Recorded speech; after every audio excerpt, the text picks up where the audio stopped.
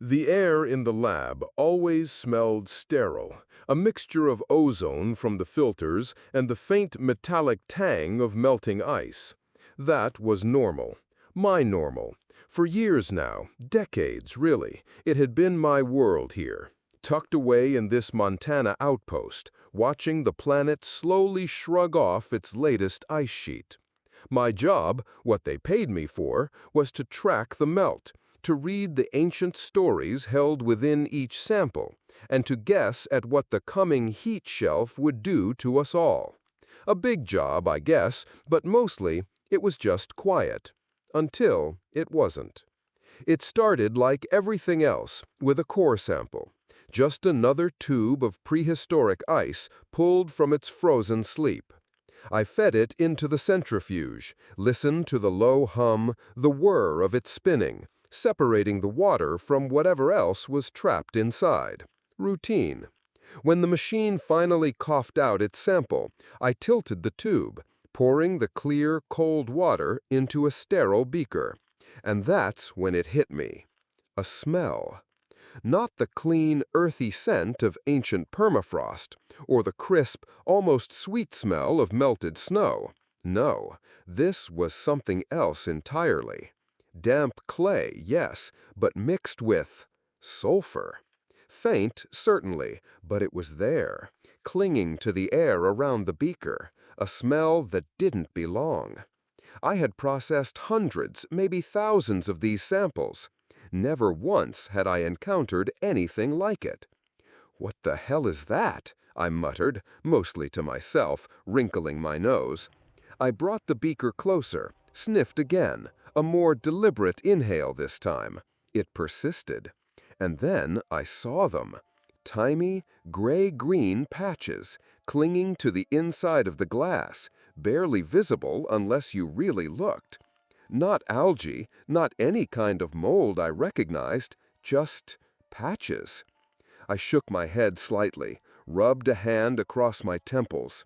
Long hours. Too much satellite data, too many projections of rising temperatures for the northwestern states. That was it. Stress, maybe. Or perhaps some localized seismic activity stirring up something from deep underground.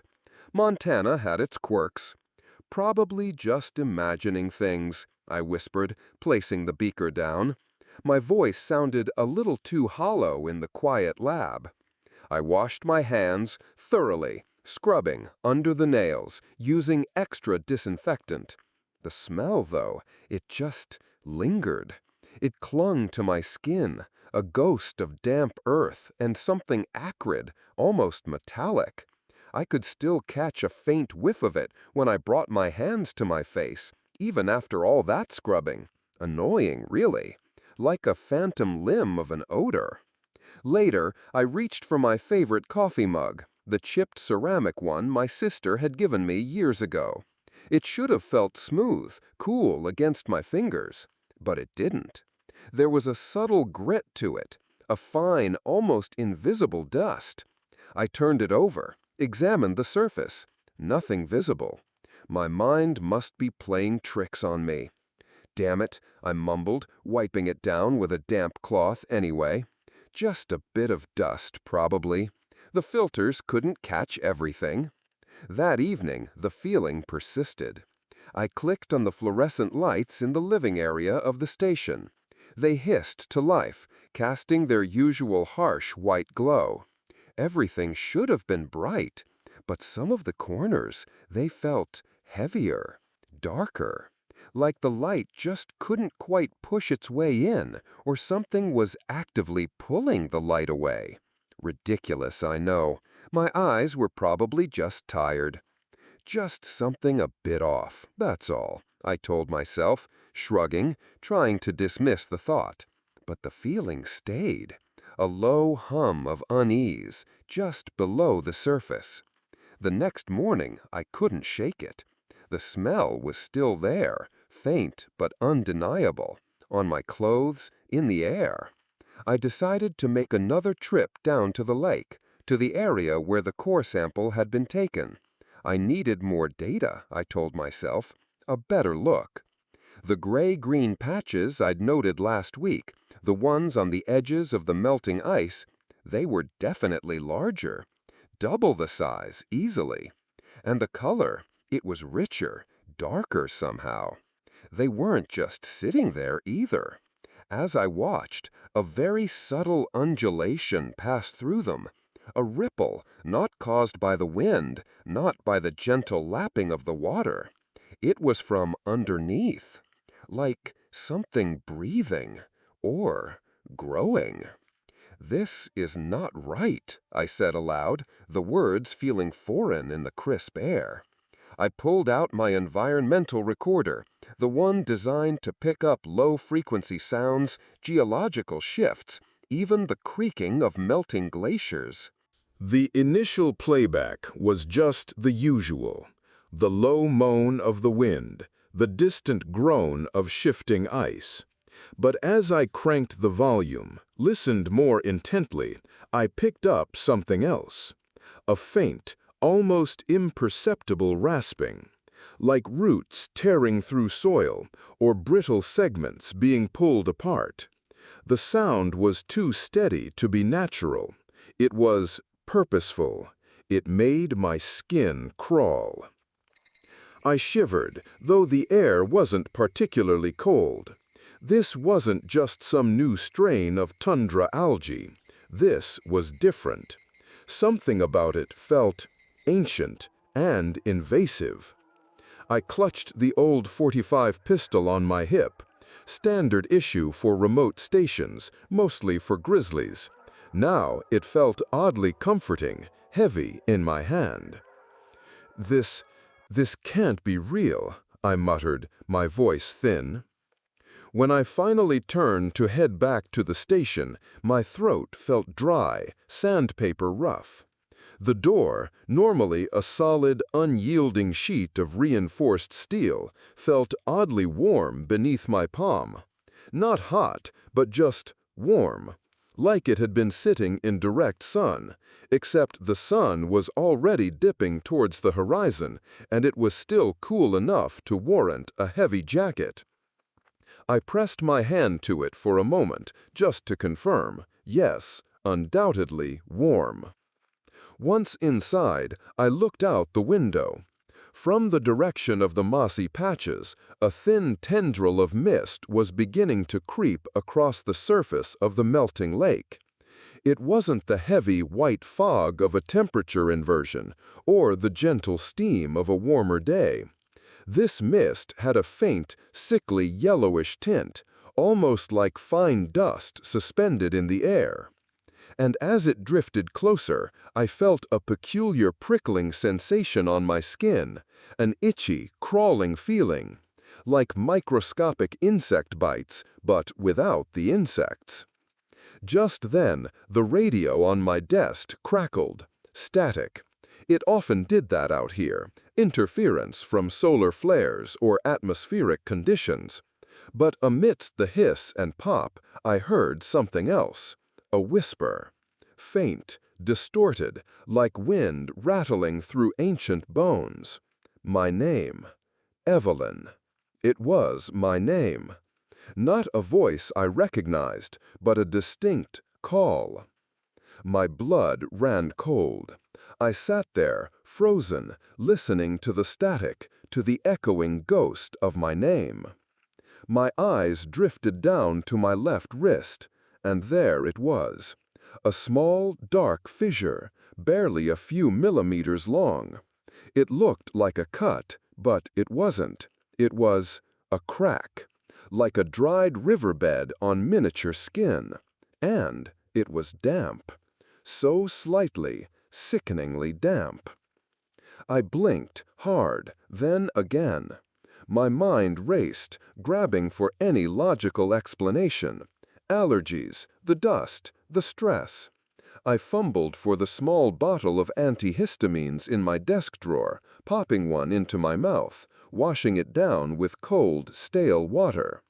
Just allergies, I told myself, trying to will away the itching, the prickling, the utterly ridiculous idea that something was truly wrong. My phone buzzed on the counter. a text. It was from Ben, a colleague at a smaller observation post about 60 miles north. Found an albino rat outside the garden, the message read. Eyes totally black, horrifying. I stared at the words, a cold knot tightening in my stomach. So it wasn't just me. Something was happening. Outside, the yellowish mist had thickened further. Now it was a hazy, sickly orange, clinging to the window pane, blurring the stark outlines of the mountains beyond. And the whiskering in my head, it wasn't just my name anymore. It was clearer now, a fragmented, insistent murmur, guiding me. It suggested a place, a specific grid coordinate on my computer map, an area currently blacked out, marked simply as data unavailable. The screen glowed faintly, inviting me into the dark. I stumbled out of the lab, my shoulders slumped with an exhaustion that had nothing to do with sleep. I walked into the small bathroom, flicked on the cold fluorescent light. It hummed, casting harsh shadows on my face. I looked into the mirror. My eyes were heavy, bloodshot, begging for rest. I closed them, tried to shut out the image of those gray-green strands coiling and uncoiling under the microscope. I just wanted it all to go away. I opened my eyes. My reflection, for a horrifying fraction of a second, still had its eyes closed. Then, slowly, almost deliberately, they opened. And they were black. Utterly, unnervingly black, like pupils that had consumed the entire iris. They stared back at me, dead and empty. Then, just as quickly, they normalized, returning to their tired, bloodshot blue. I stood there, frozen, my breath hitched in my throat. My hand flew to my face, touching my eyelids, my forehead. It felt just skin. But as my fingers drifted down, I felt it again, on my left wrist. That small, dark crack, it was still there. And it was definitely, disturbingly wet. "No," I whispered, the sound a ragged exhalation. My mind screamed for a rational explanation, but there was none. And in the pit of my stomach, a colder, deeper certainty had taken root. I knew. It had already begun, and it was inside. The lab was still cold, somehow, but the sterile ozone smell was gone, replaced by a persistent, damp earthiness. Sulfur, always sulfur, clinging to the air, to my clothes. It had been weeks, I guess. Days blurred into a stretch of grim routine, each sunrise bringing a fresh wave of dread. My own wrist, the small crack, it was still there. Sometimes it itched. Sometimes it just throbbed. I tried not to think about it. The radio reports, the distant calls from other outposts, they were getting worse. Louder, more insistent. I clicked it on. The static, the usual hiss and pop, almost a comfort. But then it broke through. Fragments. Fog, unknown source, animals, mutated. A low, guttural moan sliced through the words. Not human. Something else. Then more static, a wailing, like wind through something hollow, dry. I reached out, my fingers trembling slightly, and snapped the radio off. The silence that followed felt heavy, thicker than the air outside. Just another glitch, I mumbled to myself, my voice flat, tired. I tapped my fingers on the console, a nervous habit. Probably just interference, harsh weather. But I knew it wasn't. Not anymore. I didn't know what it was, but it wasn't normal. It was something else entirely. I decided to check the camera traps. Had to. It was part of the job, a way to feel useful, or maybe a way to just keep moving. My old Jeep rattled to life, coughing smoke into the thin morning air. The air itself, it was getting harder to breathe. Not cold, not exactly, more like thick. It left a film in my mouth, a taste like old dirt. I drove out past what used to be the tree line, past the patches of snow that stubbornly clung to the northern slopes. The road was a mess of thawed mud and broken branches. And then I saw it. Just off the track, near where I'd left a motion-activated camera. A deer, or what was left of one. It was standing there, perfectly still, gazing at me. Its ribs showed through, like an old coat draped over sharp bones. The eyes, though, they were just black, empty holes that somehow still held a gaze. And the antlers, they weren't antlers anymore.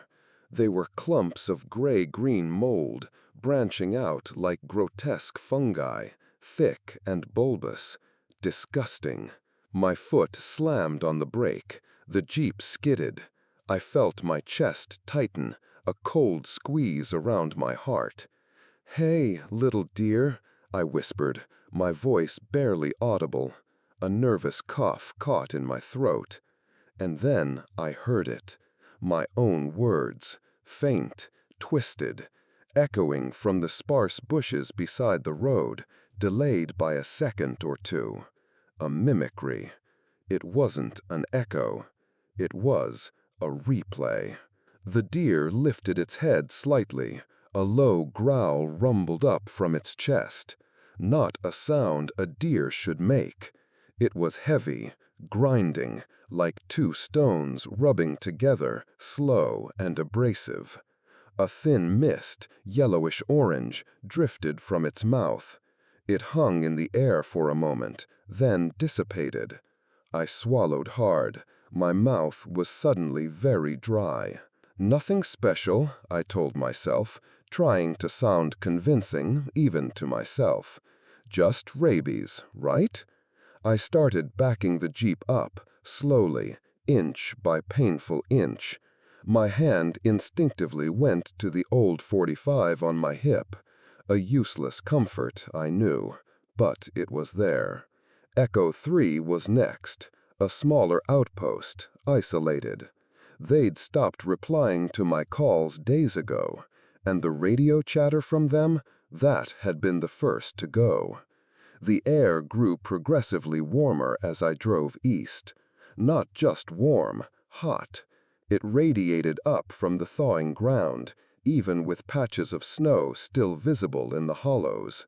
Columns of hazy vapor rose here and there, shimmering in the flat light. Like steam vents, but where was the volcanic activity? The old pine trees, twisted and sparse, were completely dry, covered in a sickly orange mold. It clinged to the bark, thick and vibrant, almost pulsing in places. My eyes burned just looking at it. The Echo 3 outpost. It was just ahead.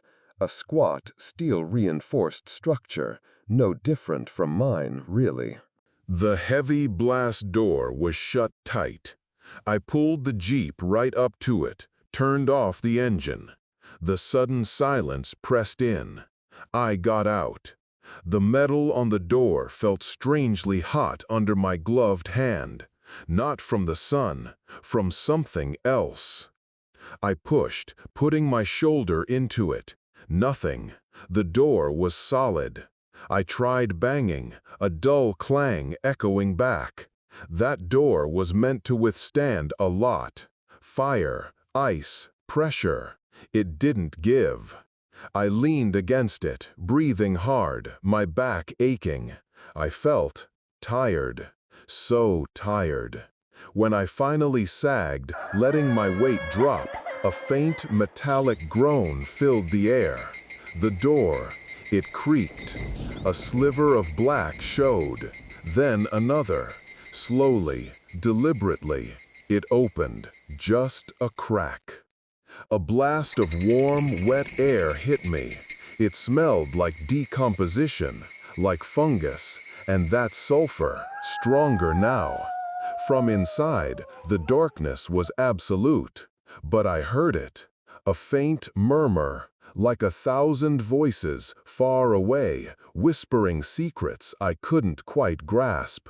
The sound seemed to pull at me, a subtle, invisible current. "Couldn't push it open, but it opened itself?" I muttered. I instinctively drew the .45, the cold steel heavy in my hand. My heart hammered against my ribs. It wasn't the wind. This was an invitation. A trap, maybe, but still, an invitation. "Clearly, it wants me to go in," I whispered, my voice rough. Every fiber of my being screamed no, but there was a strange pull, a curiosity, a need to know. God help me, I pushed the door open the rest of the way. Inside, the outpost was a mess. Tables overturned, equipment strewn across the floor. But the server racks, some of the lights were still blinking, a flicker of hope. Maybe there was something. I stumbled through the debris, past the shadows that seemed to claw at the edges of the light from my headlamp. Found a working terminal. Thank God.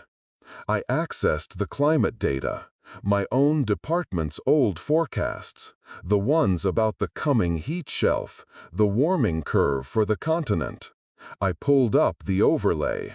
What I saw, my stomach bottomed out. It wasn't a prediction anymore. The heat shelf wasn't something that was going to happen. It was something that was being made.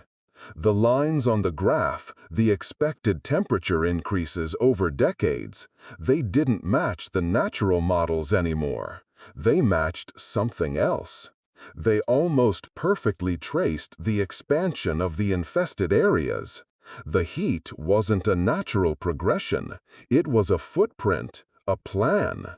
It had rewritten the very climate models we were trying to run. My head began to throb, a deep, persistent ache behind my eyes. I felt a sudden urge to get out, to run, but my legs wouldn't move. I heard it then, a subtle fissure, a dry, almost silent crack. It sounded like it came from my own skin, from my body. The burning sensation in my chest grew stronger. It felt like I'd swallowed sand. The lights in the outpost started to flicker with violent spasms. My head pounded harder, a drumbeat of pure agony. Images flashed behind my eyes, not memories, something else entirely. Vast green forests, so lush. And then, fire. Not ordinary fire. Heat so intense it shriveled the trees into blackened husks instantly. Giant creatures, strange and heavy, turning to stone right there, under a sky like no sky I'd ever known. A sky that bled orange and dark purple.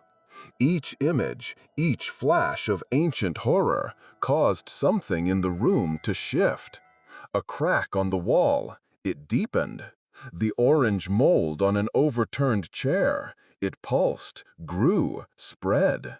I was seeing it, a loop, a cycle, something that had happened before, millions of years ago. I knew it in a way that went beyond mere knowing.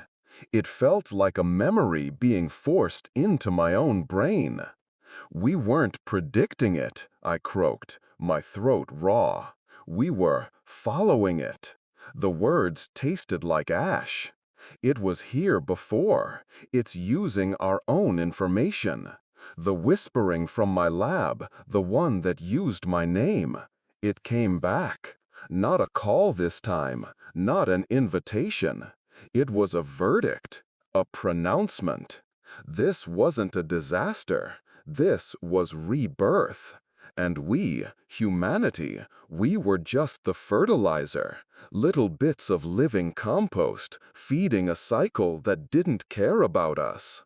I tried to call out, to tell someone, anyone, but the comms were dead, just static.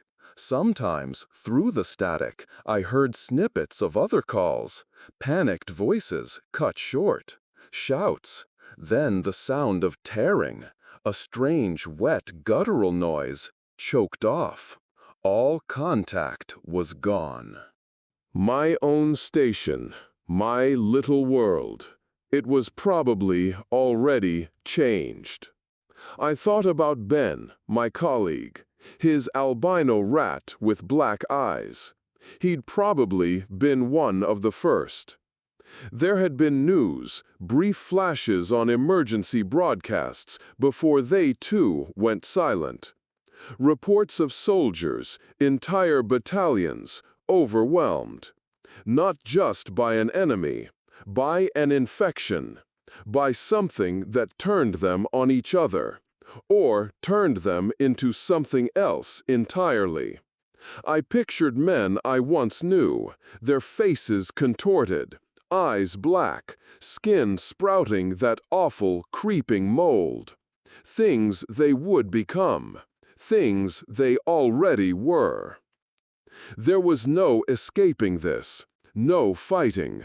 It had been here for ages, hidden, waiting. And we, in our arrogance, our desperate attempts to prepare for the heat, had only awakened it. We'd cleared the path for its return. I found myself on a barren hill, eventually. The jeep, I don't know where it went, or how long it had been since I left the outpost. The sky was a searing orange-red. The air pulsed, thick with tiny spores, like a dust storm. I coughed, a dry, rattling sound in my chest, swallowing the sweet, acrid taste of it. My skin felt like it was on fire. I looked at my hands. The small crack on my left wrist had spread. Now, fine dark blue-green lines snaked under my skin, like roots.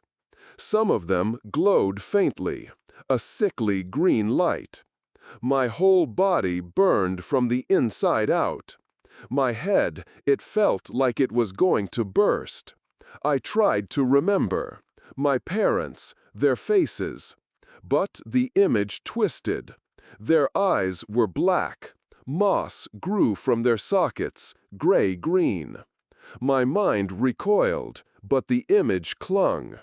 The very concept of winter, of ice, it was fading, erased. There was only heat, sweltering, suffocating heat. The wind howled past my ears, but it wasn't just wind. It whispered about a world that didn't need ice. A world that didn't need humans. A world that was just it. And in that moment, seeing the vast alien landscape stretching out before me, I felt a strange calm, a chilling, almost peaceful resignation. I was part of it now. Not Evelyn Reed, not anymore. Just another witness. A piece of the transformation. From far off, a flock of birds soared through the orange sky. They weren't like the birds I remembered. Their colors were too vibrant, too jarring. Electric blues and acid greens against the toxic orange. They flew in strange, looping patterns, casting erratic shadows on the cracked, dry earth below. They were carrying something, I knew. Seeds. Seeds of this new, terrifying world.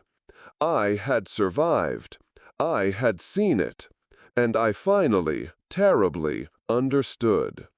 But I was just a tiny, insignificant part of its grand, awful design. A witness to a rebirth that was our annihilation. The blazing sun, it wasn't life-giving anymore. It was a forge, shaping an era humanity had never known. An era we could never escape. Life, a new kind of life, had truly begun. On the ashes of everything we were. And I knew, with a certainty that chilled me deeper than any ice, that it would happen again and again. I looked at my hands, my transformed hands, and the final whisper settled deep in my mind. Not a threat, but a welcome.